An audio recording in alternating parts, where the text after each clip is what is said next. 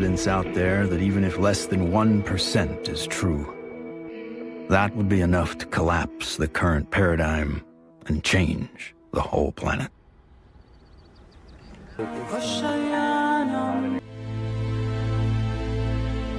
Perfect world, an event of this proportion, with that amount of coverage, would have been enough to start a legitimate movement. But of course, we hardly live in a perfect world.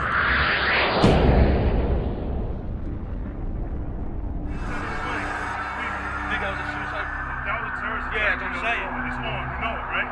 I don't know, guy. Everything's fucked up. 9/11 became the mother of all news stories and completely changed the game for everyone. Fear, panic, and strife were imprinted in the public consciousness to what end? Not to go after Al-Qaeda, but rather to invade the sovereign nation of Iraq. Given such a drastically overt misstep on the part of a U.S. government led by an oil family, the question on some people's minds is whether or not this disaster was exploited, or worse, engineered. The Gulf of Tonkin in the Vietnam War, Chiang Kai-shek in the Korean War. False flag operations are nothing new. However, according to some, the ultimate card to play might be yet to come. How do you grow the trillion-dollar military-industrial complex that Eisenhower warned about into a $2 or $3 trillion program? You got to have a bigger enemy out there.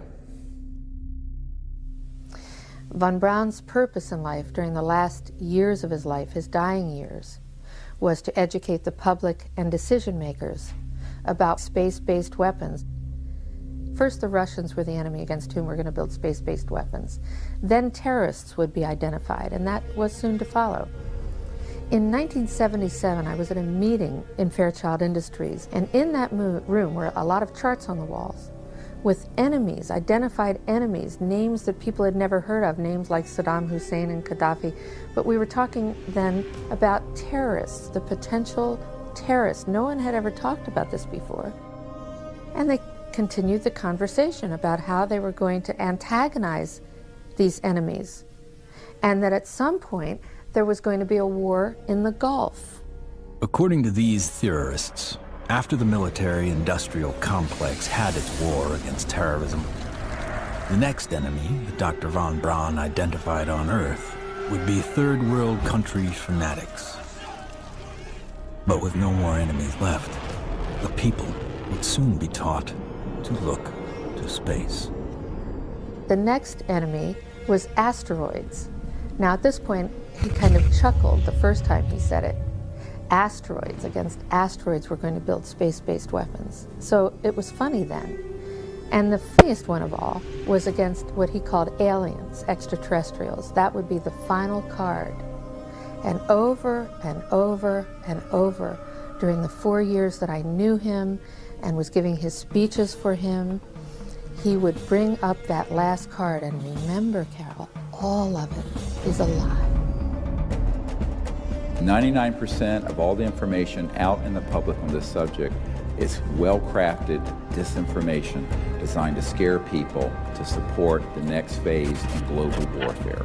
And this kind of corruption is why the only things that are being made on this subject are things that redound to paranoia and fear in the military-industrial complex. I occasionally think how quickly our differences worldwide would vanish if we were facing an alien threat from outside this world.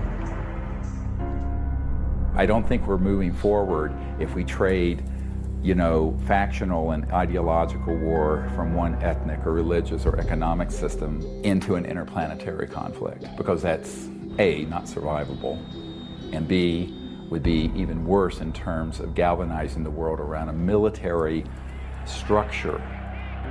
That has been the central organizing principle of our society for a few thousand years, actually. It is hard to concretely prove that 9/11 was a false flag attack because